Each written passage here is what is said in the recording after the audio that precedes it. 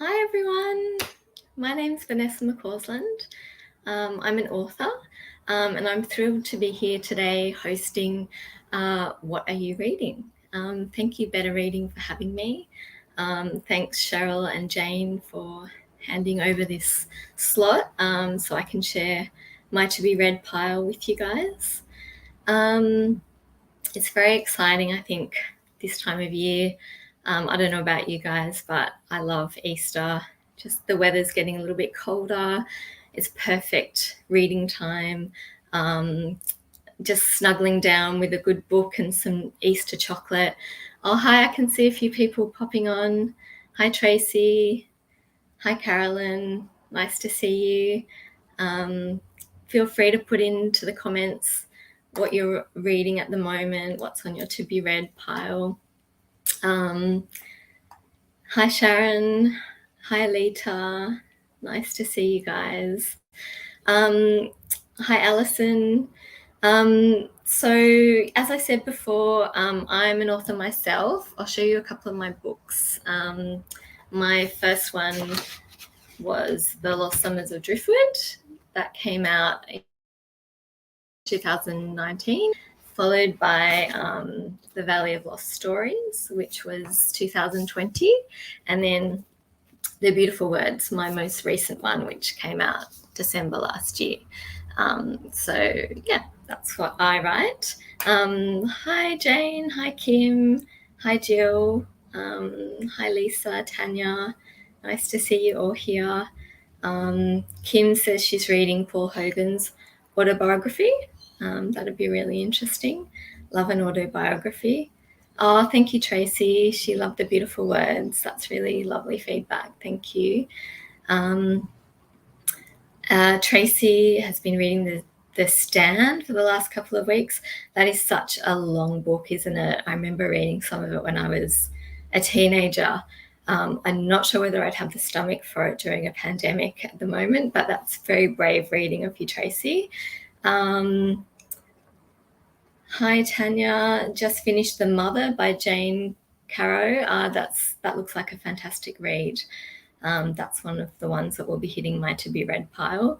Nowhere Child, wonderfully written. Yeah. Force of Nature by Jane Harper. Sally Ann's reading. I really, really love that book as well. Love Jane Harper. Oh, thanks, Natasha. You read The Beautiful Words with your book club and found it atmospheric. Thank you. Alison is reading Malibu Rising by Taylor Jenkins Reid. She is one that I love her. I'd really like to read that one as well. Lisa is reading Watch Her Disappear by Lisa Regan. Hi, Christine from Ballarat. So nice to see you all here. Well, I'll tell you a little bit about what I am reading at the moment.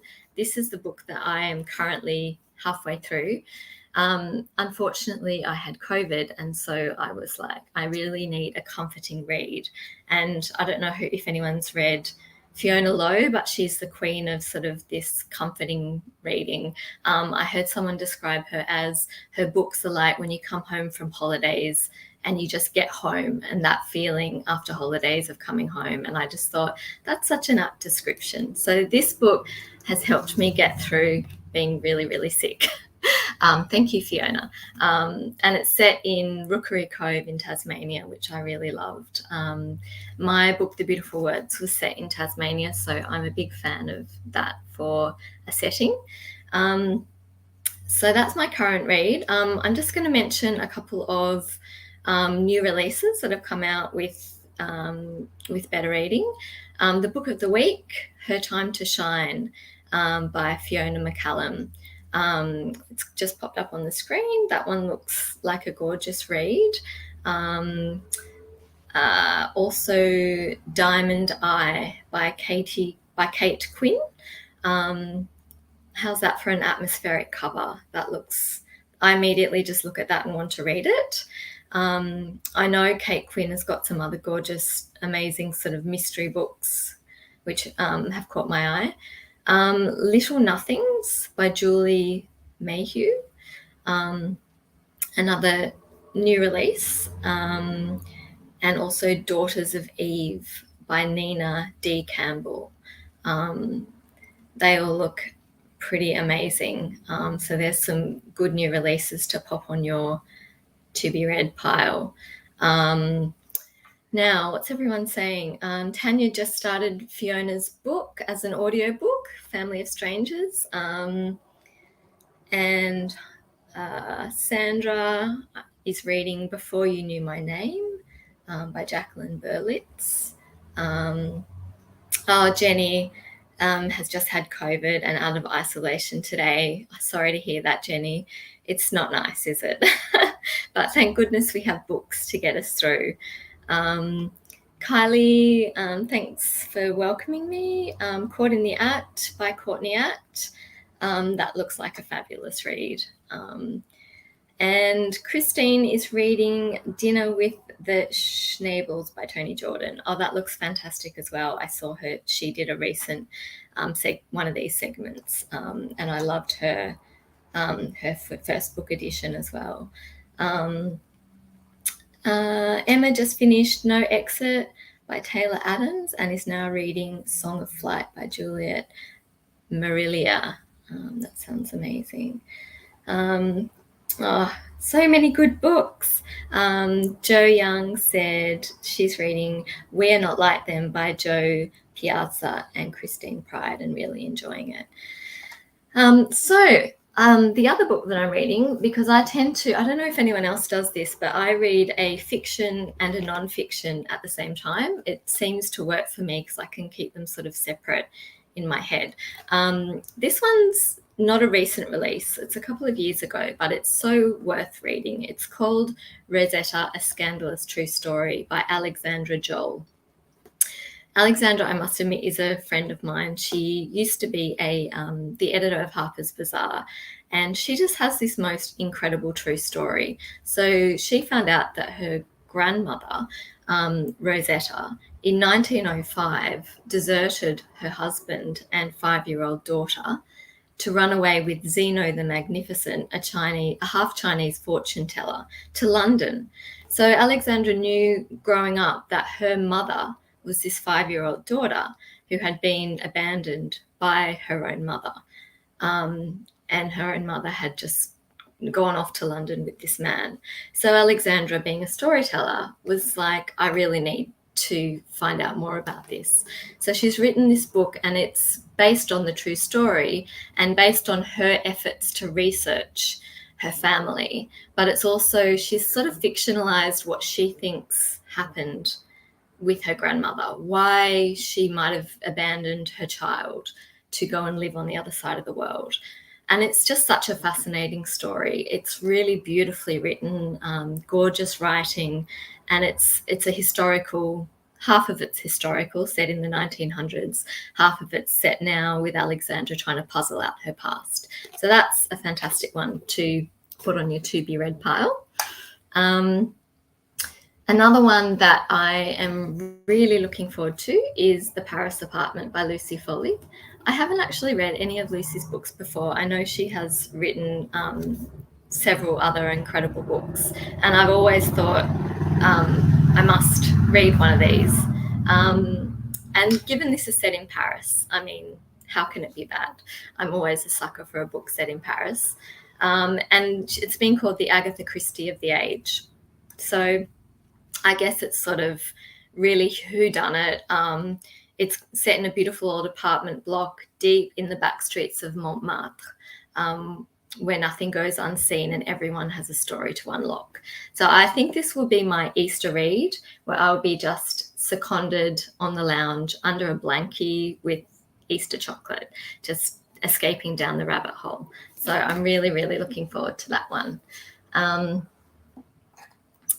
The other one, just seeing if there's any more comments from you guys about what you're reading.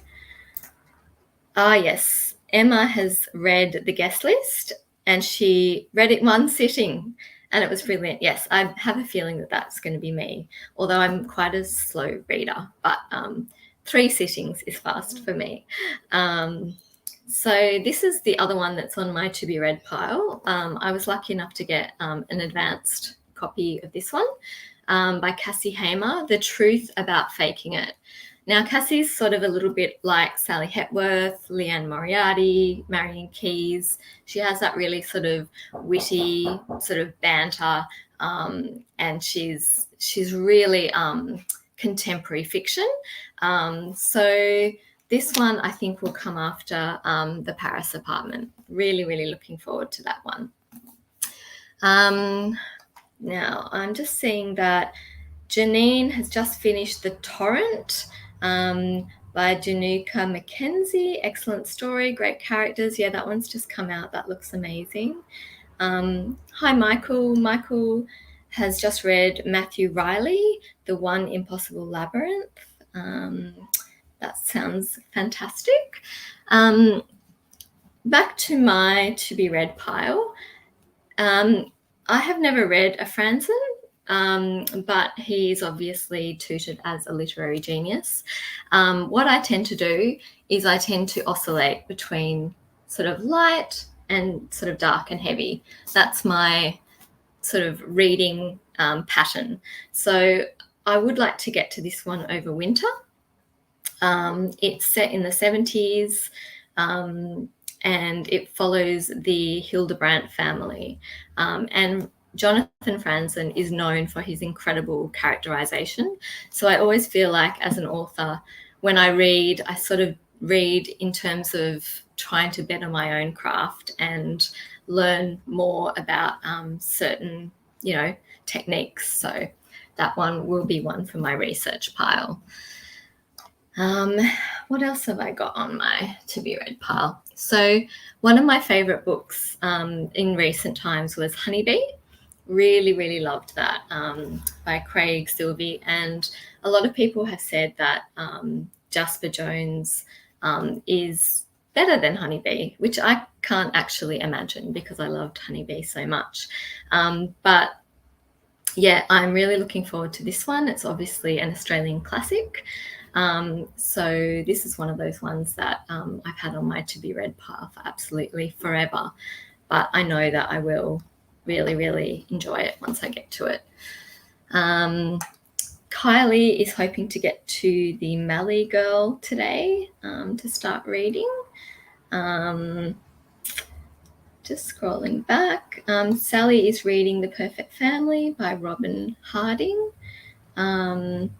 Jessica is reading The Other Passenger by Louise Candlish.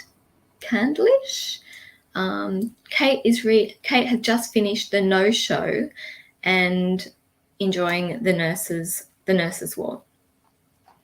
Gosh, there's so many good books in the world, isn't there? Now, in terms of what I've just finished and loved, in keeping with my fiction, non-fiction sort of pattern, I very, very recently read these two. So Charlotte Wood, The Luminous Solution. Charlotte Wood is a very amazing, award-winning Australian novelist. She's written quite a few fiction pieces, but this one is a non-fiction, and it's about the process of being a creative. I don't think it necessarily, you don't have to be a writer or an artist to read it, but it's just about, it's about cultivating a rich inner life. And I think people that are readers are really invested in that. I think we have a rich inner life because we are readers. And so this really attempts to explore living an imaginative, creative life. And it's just so full of sort of wisdom. This is probably one that I did read very fast, like in one or two sittings.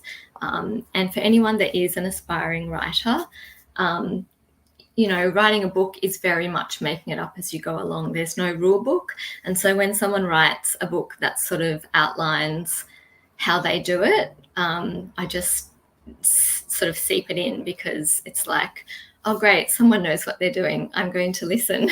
So that's a fantastic one. Kylie read Honeybee and loved it. Jenny is reading the fourth Outlander book, but still finding but still find them heavy going, but still want to read them. Yeah, there must be so many Outlander books. I feel like there's so many Outlander TV shows. I mean, it's crazy. I started watching the show and then I was like, there's too much for me to get through. It's just crazy. Gail just finished Lily Hartford's Last Request by Joanna Buckley. A different read about growing old. She enjoyed that. That sounds really good. Judy is reading Dying Fall by Ellie Griffiths, a great British crime. Okay, so the other one that I just finished and adored, and I know a lot of you will have read this one because it's been everywhere, When Things Are Alive, They Hum by Hannah Bent. And it follows the story of Marlowe and Harper. And Harper has what she calls up syndrome. And Marlowe is called back to Hong Kong to sort of, Harper's sick, and so to sort of face her own demons and to deal with Harper sort of dying, essentially. It's very sad, but somehow Hannah Bent makes this so joyful, even though it's sort of melancholy at the same time. And I feel like those books that meld the melancholy with the joyful are the ones that I always love the best. And so I just think there are such incredible scenes. It's sort of narrated between Marlowe and Harper, and the scenes where Harper is narrating with her up syndrome are so gorgeous and so just so life affirming and beautiful. And I must admit, this was one that just made me absolutely bawl, which for me is always the benchmark for a good read. Jo said she loved When Things Are Alive, They Hum, so beautifully written. Yes, I agree. Gorgeous writing. Leona is reading The Yellow Bird Sings by Jennifer Rosner. Yeah, lots of love for When Things Are Alive, They Hum. Christine read it too. And Michael read The Happiness Trap. I've seen that around. And Natasha has just finished A Terrible Kindness by Jo Browning. Thanks, Leona. She said she's enjoyed reading all my books. Thank you for reading all my books. That's very sweet of you. So another light book that I've really enjoyed that I know has been on Better Reading, and it's a little bit of nepotism because Ali is also a friend of mine, I have to disclose, but she's a brilliant writer. She lives around the corner from me. The Trivia Night. So this is a great one for just a really light, funny, twisty, dark, but yeah, joyful read. So it's basically the kindergarten class at Darley Heights Primary School have a trivia night, and they decide to make a one night only pact to partner swap or swing, which is such a fantastic premise. And yeah, I really, really enjoyed this one. It's one of those ones that you just gobble down and you get addicted to, and it's really fun. But I think Ali's skill is she's likened all the time to Sally Hepworth and Leanne Moriarty, but she's got her own voice and she's very funny. Like there's certain scenes where you just sort of crying, laughing. It's very, very satirical and great. So that's a good one to put on your sort of fun list. Bron is reading The Beautiful Words. Oh, thank you, Bron. I hope you're enjoying it. This is another one, which I don't usually read YA, but I was sent this as an advance reading copy. So Waking Romeo by Catherine Barker. Now, it's just actually been shortlisted for the New South Wales Premier's Literary Award, and that didn't surprise me at all. It's so incredibly, crafted. So it's set in the year 2083, location, London, mission to wake Romeo. So it's time travel with Romeo and Juliet. It's Shakespeare time travel. I mean, it's just such a brilliant concept. And I actually interviewed Catherine for a podcast, and it took her many years to write because there's just so many interweaving sort of plot lines. It's absolutely fascinating. So if you like YA and like sort of something a little bit different, that's a really fantastic one.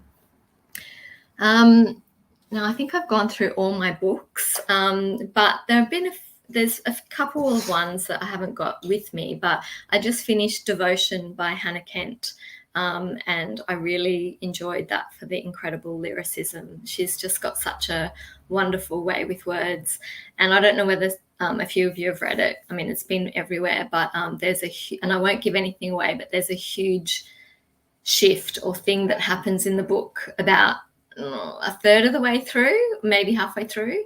And it's so good for book club because luckily I was reading it with friends. So we were able to say, oh my gosh, what just happened? What's your take on this? It's something that you almost need to read with a friend to like sort through your emotions when this stuff happens. So that's one that's been really interesting as well. Probably one of the more controversial reads that I've read in the last couple of months. And lastly, I just wanted to mention Charlotte Mcconaughey's, I think that's how you say it, books. I love her. So she did Migrations, which is being turned into a film with Claire Foy in, I think it's coming out in like a year or two, and also Once Were Wolves. They're both amazing books. She has such an incredible sense of place. She just nails the lyricism plus the incredible plot and tension, and the beautiful writing. It just all comes together. So I'm a big fan of hers as well. Lots of love for Devotion on my to be read pile. That's from Jill. Sharon thinks it's a fabulous book. Leona said Devotion is excellent. Yeah, gosh, we're so spoilt for choice in Australia. I mean, a lot of the books I've just mentioned, I just realized right now are all Australian because we just have such incredible local talent. So, yeah.